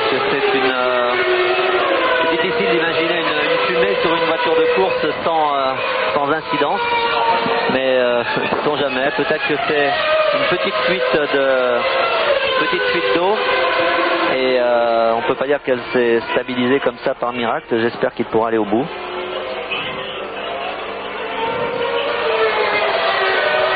« 33 secondes entre Schumacher et Hill, c'est énorme. Il y a pratiquement capitulation, ce qui veut dire qu'on assure chez Damon le résultat, c'est-à-dire la deuxième place, synonyme de chance intacte pour Suzuka et Adélaïde, où normalement la Williams avec le moteur Renault beaucoup plus puissant devrait être plus à son aise, mais c'est quand même une démonstration de Michael Schumacher sur la Benetton. Et plus que la voiture, je suis plutôt tenté de parler du pilote, dans la mesure où c'est un retour quand même assez exceptionnel qu'il nous fait, dans une situation psychologique très difficile. Après 2 grands prix de suspension, un peu nerveux, d'ailleurs on l'a vu dans ses déclarations d'avant-course, mais sur la piste, c'est quand même super. Il domine son sujet cette année avec sa voiture. Laquelle voiture n'a pas été aux mains de Verstappen et Leto, n'a pas été compétitive une seule fois cette saison. Pas une fois. Pas une fois, aussi bien en essai qu'en course, c'est-à-dire aucun coup d'éclat, aucune performance notable, donc une domination quand même et une supériorité sur le plan pilote de Schumacher par rapport à ses coéquipiers d'un jour. Et là, par rapport à ses rivaux, je trouve que c'est assez fabuleux. Et s'il gagnait cette course et le championnat, de toute façon, ce serait mérité. Mais en tout cas, c'est pas fini pour Damon et pour Williams Renault. Un retour moins spectaculaire, c'est évidemment celui de Nigel Mansell. Je vous donne une petite information à propos de son dernier arrêt. Il s'agirait d'ajustement de l'aileron avant. Vous savez que cet aileron a été touché en début de course. Il avait un petit peu bougé. Et là, Nigel n'était pas satisfait de la tenue de route de sa voiture. Et il est rentré pour faire modifier quelque peu son réglage d'aileron avant. C'est peut-être pas vraiment la toute grande motivation dans le chef de Nigel. Il y a fort à parier, Pierre, que c'est en touchant la roue arrière de du japonais Noda, que Nigel Mansell a touché cet aileron. On lui a changé, mais il ne devait pas être très bien réglé. Il a demandé peut-être un peu plus d'appui à l'avant. L'avantage de s'arrêter pour faire un réglage d'aileron avant et l'inconvénient de perdre 18 secondes me paraît quand même être d'un calcul assez aléatoire. Un calcul à courte vue, vous voulez dire. On revient, là c'est Jean Alesi qui est en 12e position. Ça fumait encore tout à l'heure, oui, excusez-moi, mais alors, ce sera inquiétant quand ça ne fumera plus. Oui, exactement. Ça veut dire qu'il n'y aura vraiment plus d'huile dans ce moteur, et là, on pourra craindre le pire. J'ai plutôt l'impression que c'est de l'eau, mais... Oui, ou de l'eau. Attention, ça c'est Mika Häkkinen avec Michael Schumacher, alors que précédemment, nous voyions... Hop, c'est allé loin, il y a du sable. Avec une voiture arrêtée dans le bas-côté. Dans le bac à gravier, nous voyions... Ah, oh, Mansell. Ah ben ça alors... Et il est bien posé sur le ventre de sa Williams. Si vous voulez mon point de vue, je pense que c'est la fatigue, parce que c'est pas évident de passer de la Formule Indy à la Formule 1 sur ce tracé. Et c'était un doute, personnellement que j'avais, c'est non pas sur les capacités à faire un temps aux essais, mais surtout à tenir le coup physiquement. Ça doit pas être évident pour Nigel. C'est un pari quand même très osé.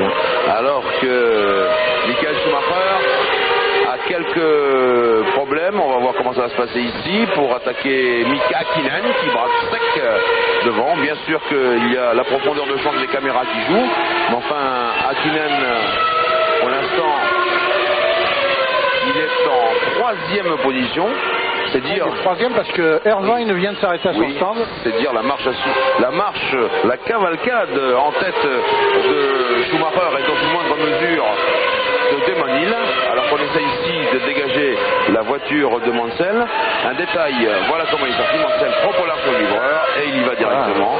Alors, quand même Alain, un autre détail qui nous a fait ce matin, qui nous a alerté, c'est que ici Mansell a refusé d'avoir, je dis bien refusé d'avoir l'assistance de direction. Alors c'est à plus rien y comprendre. La Williams Renault a une direction assistée, et bien ici il ne l'a pas voulu, c'est ce que nous ont dit les techniciens. Ouais, je ne sais pas pourquoi, ça c'est des questions vraiment purement feeling pilote. Oui. Ça c'est s'il préfère, c'est peut-être pour une question d'habitude, il n'a certainement pas l'habitude de conduire ça, donc peut-être qu'il préférait sur le plan confort personnel. Très curieux tout de même qu'il n'arrive pas à se satisfaire d'une Formule 1 alors que la Formule Indy c'est une voiture beaucoup plus lourde et que récemment il a piloté à Laguna Seca. Oui, c'est une voiture lourde. Attention, il y a une grosse différence entre une voiture lourde sur le plan du poids de la voiture et une voiture lourde sur le plan de la conduite, c'est-à-dire lourdeur au volant. C'est chaud parce que le problème d'Hakkinen en réalité c'est qu'il braque très tard et il braque très brutalement. On pense toujours qu'il vous laisse passer, mais pas le cas. Oui, la lourdeur de la voiture, vous l'avez surtout par l'appui, par la charge aérodynamique. Oui. Et une Formule 1 est beaucoup plus chargée aérodynamiquement qu'une voiture d'Indy. Donc la voiture d'Indy est peut-être beaucoup plus lourde en termes de kilos, mais en termes de charge aérodynamique, ça n'a rien à voir, beaucoup plus légère, beaucoup plus facile donc à conduire. Est-ce que Schumacher va rentrer au stand de Benetton, Pierre Van Vliet? Évidemment, il n'arrive pas à passer Hakkinen sur la piste. Alors chez Benetton, de toute façon, ils avaient prévu un troisième arrêt et ils le programment maintenant. Voilà, ils sont prêts, les pneus sont sortis de leur couverture chauffante, les mécaniciens se préparent, ils s'équipent avec les petites lunettes de protection anti-feu. Chez Benetton, vous savez qu'on est très très prudent puisque c'est dans cette équipe qu'on a vécu le seul ravitaillement vraiment difficile cette année avec le terrible incendie à la voiture de Verstappen au Grand Prix d'Allemagne à Hockenheim. Alors que l'on suit toujours cette bagarre avec ce Mika Hakkinen qui ne veut pas céder. Et vous l'avez dit Alain, le danger c'est qu'il braque toujours au dernier moment. Voilà, attention Pierre, c'est à vous. Eh bien oui, c'est à nous, c'est à eux surtout, les mécaniciens de l'équipe Benetton. Alors on est pour ou contre les ravitaillements, mais les mécaniciens ont beaucoup de responsabilités sur les épaules aussi parce qu'il faut que cette opération ne coûte rien au leader du Grand Prix, au leader du championnat du monde. Et on a plutôt tendance à être prudent et à ne pas trop précipiter les mouvements dans ce dernier arrêt, dans la mesure où on sait que Schumacher sur la piste a course gagnée. 7 secondes et 7 dixièmes, ça a été le plus long, mais bien sûr, il fallait l'assurer celui-là. C'est le ravitaillement de l'ultime chance et Schumacher, pour l'instant, a conservé la tête de ce Grand Prix d'Europe ici à Jerez de la Frontera, alors que nous sommes dans le 53e des 69 tours de ce Grand Prix. Et que l'écart entre lui et Damon Hill est tombé à un peu plus de 16 secondes. Alors que l'on a dégagé la voiture de Mansell et que l'on dégage ici celle de Cesaris. Alors, nous n'avons pas parlé de Frentzen, nous ne l'avons pas oublié. 1 Schumacher, 2 Hill, 3 Hakkinen, 4 Irvine, 5 Barrichello, 6 Berger et 7 Frentzen. On en est là, il faut le surveiller, Frentzen, puisque vous savez que lui, il a tenté de faire le Grand Prix avec un seul changement de pneu et un seul ravitaillement. En l'état actuel des choses, une seule écurie place ses deux voitures dans les 6 premiers. Dans le groupe de pilotes qui marquent des points au championnat du monde, c'est Jordan, dont les pilotes Irvine et Barrichello sont 4e et 5e. Très beau tir groupé pour l'instant de l'écurie Jordan, à laquelle pense un peu Jean-Pierre Jabouille si jamais il arrivait un incident. L'incident que l'on redoute et qui est probable entre McLaren et Peugeot. C'est la question que je voulais poser à Alain. Entre Sauber et Jordan, il n'y a pas d'hésitation, parce que je crois que c'est l'alternative de Peugeot, ou Sauber ou Jordan. Vraiment, bon, je crois qu'il faut de toute façon laisser les gens concernés faire et décider de leur avenir, ou non d'ailleurs, commun ou pas commun. Après, bon, je sais pas, je suppose que si vraiment il y avait un problème, et ça doit se sentir depuis longtemps, si vraiment tel est le cas, et donc les gens de Peugeot ont dû quand même penser à l'avenir, éventuellement une autre équipe. Entre Jordan et Sauber, c'est vraiment leur choix, c'est eux qui voient. Il y a des choses que nous on ne sait pas. Vous savez, Ron Dennis a dit l'autre jour une chose très dure, mais qui est quand même malgré tout un peu vraie. Il a dit aux journalistes, c'est nous qui faisons l'histoire, c'est pas vous. Vous écrivez ce que nous on fait. C'est très très dur. C'est très vrai. C'est très vrai. Mais c'est aussi vrai. Et malheureusement, il faut laisser faire les choses, et puis après on pourra juger. C'est vrai que l'association avec McLaren est quelque chose d'assez super et bénéfique pour Peugeot. On l'a vu cette année, ils n'ont pas du tout démérité, et donc on aimerait que ça continue, mais il faut que ça continue dans de bonnes relations et dans de bonnes conditions. Si c'est pas le cas, eh bien c'est à eux d'en tirer les conséquences et éventuellement d'aller voir ailleurs. Mieux vaut arrêter. Alors que vous, Pierre Van Vliet, vous surveillez la sortie de Mansell. Ah oui, Nigel Mansell est rentré derrière les garages Williams. Il est allé se réfugier là au fond de ce camion. Il est en train de se changer vraisemblablement. Et nous l'attendons tous de pied ferme pour avoir ses explications après ce retour manqué. Alors que nous avons vu Frentzen concéder un tour à Michael Schumacher, mais nous avons vu aussi un très beau geste de la part de Frentzen qui a sportivement laissé passer son compatriote et néanmoins ami qui est en tête du championnat du monde de Formule 1, et cela donc à maintenant 3 Grands Prix de l'arrivée, puisque ce Grand Prix d'Europe n'est pas encore tout à fait jugé. Nous sommes dans le 55e tour et la course en comporte 69, et on sait qu'ici à Jerez tout peut arriver. Il y a, je vous le disais ce matin dans Automoto, il y a eu 5 Grands Prix d'Espagne ici, et ils ont tous été formidablement disputés, notamment, je rappellerai pour mémoire, cette course extraordinaire de Senna et de Mansell qui s'était achevée par la victoire de Senna avec 14 millièmes de seconde d'avance seulement sur Mansell. Là, ce n'est pas le cas pour l'instant. Il est à 15 secondes de Schumacher, et on ne voit pas ce qui pourrait empêcher la marche vraiment triomphale du jeune prodige allemand vers une nouvelle victoire. Alors justement, en attendant cette victoire, nous allons à Paris, nous nous retrouverons après cela.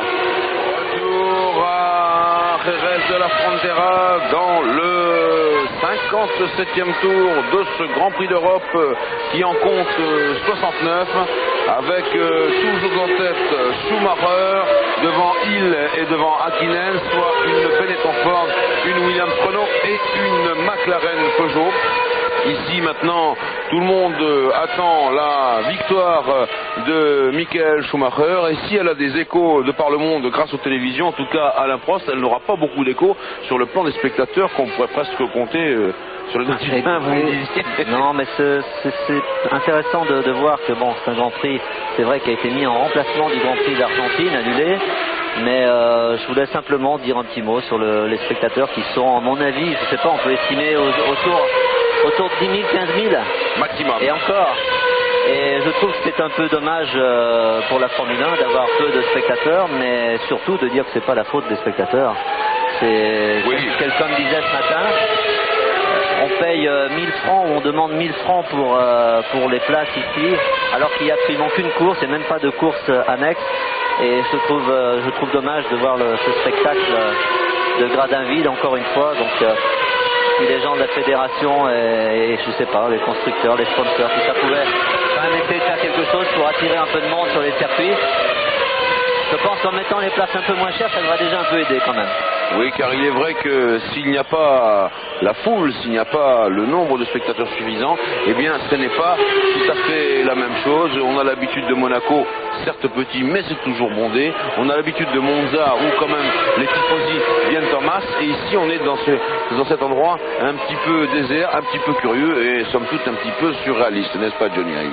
Bien sûr, mais là, bagarre assez tendue entre Hakkinen et Irvine pour la 3e place, la conquête de la 3e place qu'occupe actuellement la McLaren Peugeot du Finlandais, et à voir la résistance qu'il a opposée tout à l'heure à Schumacher, le leader de la course, qui lui prenait un tour.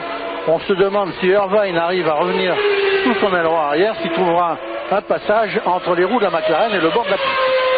Et voilà qui va être extrêmement difficile. Alors que là, nous suivons de spectaculaires images. C'est toujours très beau d'avoir la caméra dans le nez d'une voiture. Et ici, c'est celle de Mika Häkkinen, comme c'est écrit sur votre écran. Ah, ça c'est le toboggan de Perez. Alors que l'on revient sur Michael Schumacher. Qui va prendre un tour à Berger. Eh oui. Et après ça, eh bien, nous aurons un Schumacher, 2 3 Häkkinen, 4 Irvine, 5 Barrichello dans le même tour. Et ce sera fini. Toutes les autres voitures seront à un tour, voire à 2 et même un peu plus loin à 4 tours. Voilà, Berger. Parfaite correction. Oui, oui, très bien, mais ça c'est les grands seigneurs.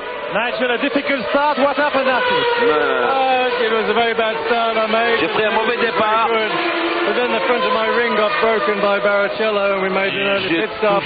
And then the car wasn't the same again. And the end result was I lost the back end, ground the fast left-hander and had a big spin, and that was my fault. It was an interesting day. Thank you. Was it physically difficult?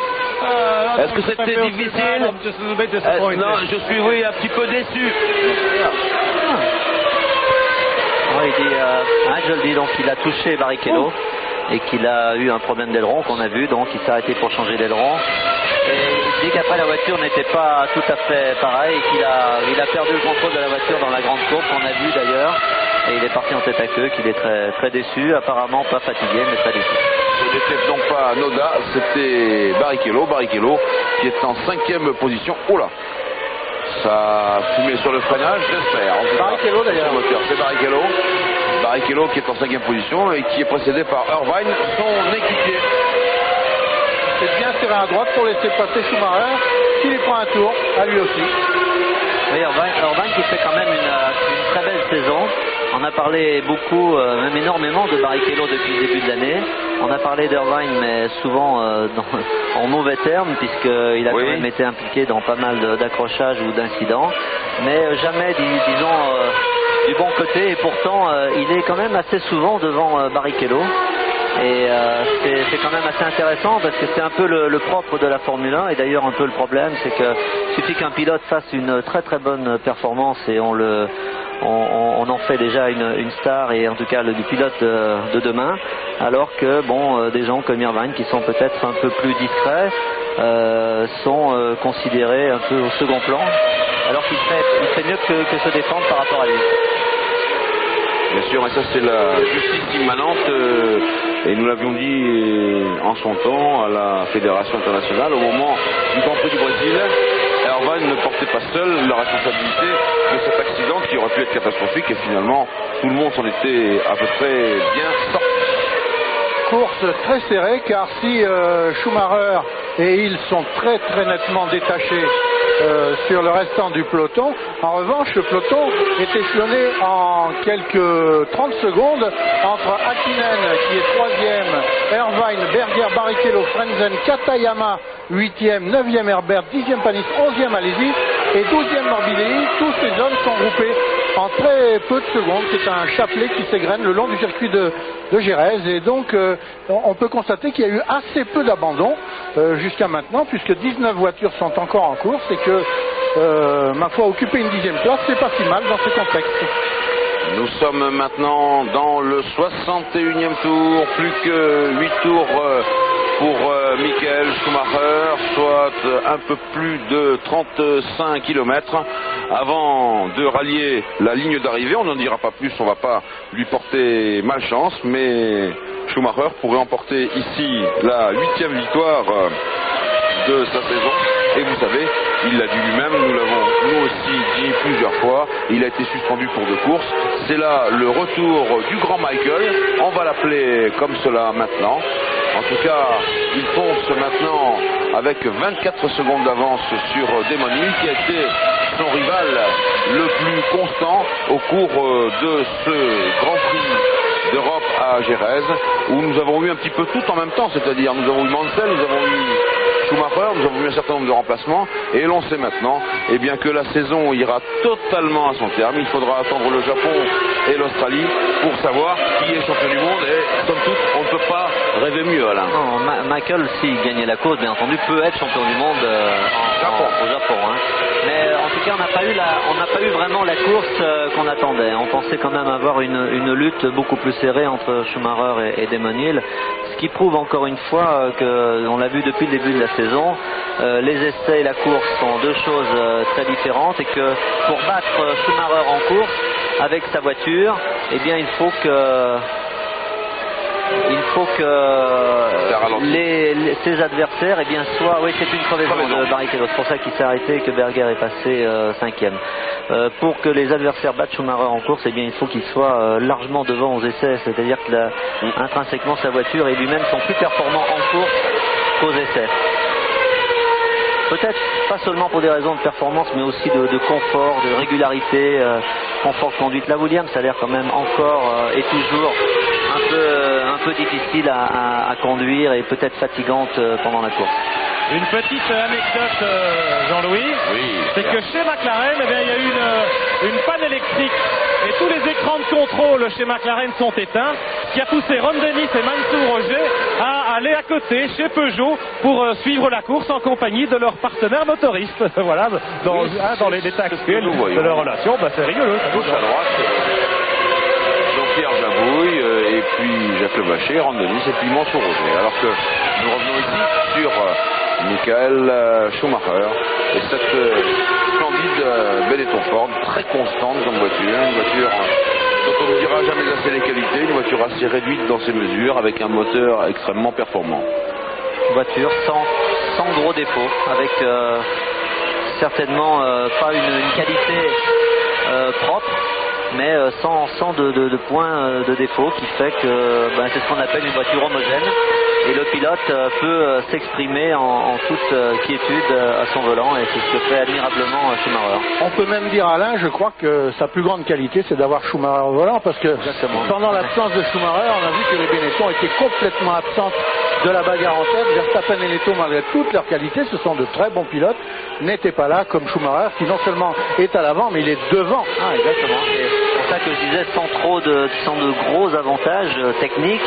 Mais bon, il faut le dire quand même pour les gens qui ne le savent pas, qui ne suivent pas quotidiennement la Formule 1, quand Schumacher, après ses 2 courses de suspension, est revenu la semaine dernière au Portugal, eh bien, il a pris la voiture de Verstappen, non, même pas sa voiture, la voiture de Verstappen, il est allé pratiquement, je pense, 1 seconde et demie, 2 secondes plus vite, donc sans que ce soit très dur pour Verstappen, il faut quand même dire les choses comme elles sont, il est au-dessus pour l'instant.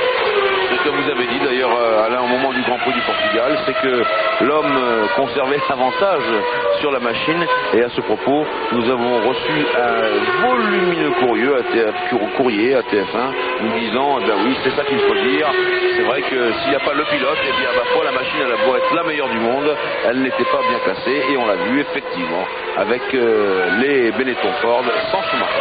Alors après la crevaison de Barrichello, qui a glissé au classement, qui est maintenant 13e, eh bien il n'y a plus d'écurie qui place ces 2 voitures, ces 2 pilotes dans les 6 premiers. On trouve aux 6 premières places 6 voitures appartenant à des équipes différentes, puisqu'il y a Schumacher et la Benetton, Damon Hill et la Williams Renault, Hakkinen et la McLaren Peugeot, 4e Irvine sur la Jordan, 5e Berger maintenant sur la Ferrari, et à la 6e place, voilà que réapparaît Frentzen, dont finalement la stratégie de l'écurie Sauber s'avère assez payante. Le voici, Damon Hill, 2e à 27 secondes 8 de Schumacher maintenant. Damon Hill et sa Williams Renault, qui finalement bien respecte ce qu'on disait dans les pronostics, car de Bernard Dudot jusqu'à Gerhard Berger, et même je crois en passant par vous à la poste, on disait que ici la Benetton Ford serait plus à l'aise que la Williams, même si Damon Hill a arraché, fort bien arraché même, une remarquable pole position, eh bien la compétitivité de sa machine n'a pas été suffisante pour aller taquiner la Benetton Ford, alors que nous avons aperçu derrière, eh bien c'était la Ligier. À propos de laquelle équipe, on peut dire que c'est elle qui effectue le plus joli tir groupé maintenant que Barrichello a crevé, puisque les 2 Ligier roulent en 8e et 9e position, 8e Herbert et 9e Panis qui précèdent, les 2 Ligier précèdent Jean Alesi, qui résiste toujours dans la Ferrari fumante, résiste toujours. Aleksik est en 10e position pour l'instant, alors que nous sommes dans le 65e des 69 tours. Vous voyez que l'arrivée est très très proche.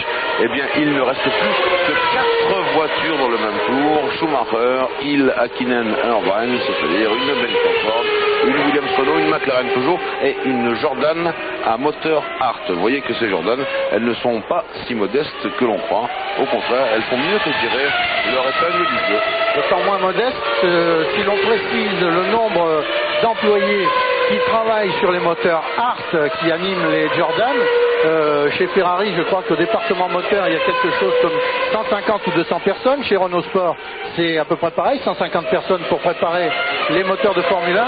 Eh bien, chez Brian Hart, ils sont 24, y compris le patron, pour faire des moteurs qui ont un comportement en Formule 1 beaucoup plus qu'honorable, puisque là, Irvine est en 4e position et il menace, il ne menace peut-être pas, mais il talonne Hakkinen. Et il est prêt sur les talons d'Hakkinen à profiter d'une défaillance du Finlandais pour accéder au podium de ce Grand Prix d'Europe. Michael Schumacher toujours. Il est maintenant à 4 tours, bientôt 3 tours seulement de la ligne d'arrivée, bientôt 3 tours de la 10e victoire de sa carrière et de la 8e victoire au cours de cette saison 1994. Schumacher qui va prendre l'avantage, il reste encore 3 tours. L'avantage, il marquera 10 points pour la première place, tandis que Damon Hill ne marquera que 6 points pour la 2e place. C'est le tarif. Ça fera 5 points d'écart si tout reste en l'état, donc rien de perdu. Rien de perdu, absolument. Rien de perdu, rien de gagné, donc les deux pilotes vont encore travailler beaucoup en essai privé et préparer le Grand Prix du Japon. Et encore quelques nuits blanches. Mais le Grand Prix du Japon qui va être le moment crucial. Ouais. C'est le rendez-vous qu'il ne faudra pas manquer cette saison. Alors, c'est souvent arrivé quand même qu'au Japon on attend énormément de choses et tout se passe dans les premiers mètres. Oui, c'est arrivé quelquefois, Alain, c'est quelque chose. Oui. C'est même arrivé avant le départ de la course. Je me souviens qu'une année, Mansell, qui jouait le titre de champion du monde, avait tapé aux essais et il n'avait pas pu prendre le départ de la course. Et du coup, mais c'est toujours un beau Grand Prix, toujours un beau Grand Prix. Le Grand Prix du Japon, le circuit est très beau, très sélectif, ample. C'est un circuit, contrairement à Jerez, qui est très ample, où on peut dépasser. Et il y a de grandes courbes qui s'enchaînent et qui mettent vraiment les pilotes et la tenue de route des machines à rude épreuve. Oui, parce qu'il y a une partie, je dirais, moteur et une partie châssis. Donc, on peut penser que la Williams sera un peu plus à son aise que la Benetton là-bas grâce à la puissance du moteur. Donc, on peut adopter des ailerons un peu plus proéminents, mais par contre, une partie châssis avec beaucoup de changements de direction où la Benetton, notamment en course et surtout aux mains de Schumacher, encore une fois, sera redoutable. La différence sur le plan psychologique là-bas au Japon, si encore une fois Schumacher gagne ce Grand Prix et Damon deuxième, bien c'est que psychologiquement ce sera là-bas plus dur pour Damon, plus de pression car il peut perdre le championnat là-bas au Japon alors que Schumacher ne peut pas le perdre là-bas de toute façon. Donc c'est quand même important sur le plan psychologique. C'est la raison pour laquelle je disais que nous aurions à Suzuka le Grand Prix le plus crucial de la saison 1994. Allons jusqu'au bout, Johnny, vous parliez de Mansell aux essais qui s'était cassé la figure, et oui bien sûr, c'est Piquet qui avait été champion du monde dès cet instant-là, c'est-à-dire dès les essais. Mais nous avons, nous, un Grand Prix d'Europe ici à Jerez de la Frontera. Nous sommes dans l'avant-dernier tour de Michael Schumacher qui a maintenant pas loin de 30 secondes d'avance sur Damon Hill. Le troisième est sur Mika Hakkinen et le quatrième Eddie Irvine pour les garçons qui sont dans le même tour que leur leader. Le 5e Berger et le 6e Frentzen sont à un tour. Attention pour Michael Schumacher. Maintenant, on va compter en centaines de mètres. L'épingle qui se négocie en deuxième. Avant la ligne droite des stands. Fin du 68e tour et on va rentrer dans le dernier tour. Voilà, c'est écrit Final Lap.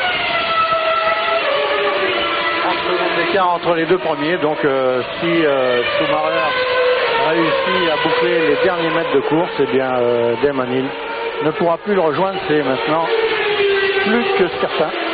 Damon Hill qui va donc marquer 6 points. Schumacher 10 points. La différence sera, comme le disait Alain, de 5 points à l'issue de cette course et tout restera à jouer au Japon et en Australie. Il faudra se lever tôt. Voilà le classement qui apparaît sous vos yeux. Un Schumacher, 2 Hill, 3 Hakkinen. Troisième place d'Hakkinen, encore une fois, encore un podium pour Hakkinen. Le 7e. C'est quand même super d'être devant. Je pense surtout à Ferrari d'ailleurs, parce que c'est quand même une équipe très prestigieuse qui a des moyens énormes et qui est là depuis tellement longtemps. Pour la première année de l'association McLaren-Peugeot, encore un podium. Fiabilité, performance, bon, ça commence à marcher, ce serait dommage. Attention, bientôt les derniers mètres, le virage d'Onelli, le dernier virage à droite, l'épingle à gauche à l'entrée des stands. Michael penche une dernière fois, vise une dernière fois la trajectoire, regarde dans ses rétroviseurs. Et voilà la ligne et le drapeau. Top, il l'a passé. Presque au ralenti. Voilà une nouvelle victoire de cette sensationnelle équipe Benetton-Ford qui est en train de se congratuler avec Tom Walkinshaw, Flavio Briatore, Joan Villadelprat. Nous les voyons tous les uns après les autres. Oui, c'est une très belle victoire. Michael Schumacher, le vainqueur, c'est lui derrière, ça passe à fond de train avec Damon Hill, et puis c'était Herbert sur la Ligier, Renault à un tour, et puis Panis n'était pas loin non plus. Le classement de ce Grand Prix d'Europe, pour ce qui concerne les 6 premiers: 1, Michael Schumacher sur Benetton Ford, 2, Damon Hill sur Williams Renault, 3, Mika Hakkinen sur McLaren Peugeot, 4, Eddie Irvine sur Jordan Hart, 5, Gerhard Berger sur Ferrari, 6, Heinz Harald Frenzen sur la Sauber Mercedes. Voilà le classement des garçons et des voitures qui marquent des points dans ce Grand Prix d'Europe. Nous allons aller à Paris et puis nous nous retrouverons ensuite pour le podium de ce Grand Prix d'Espagne. Et puis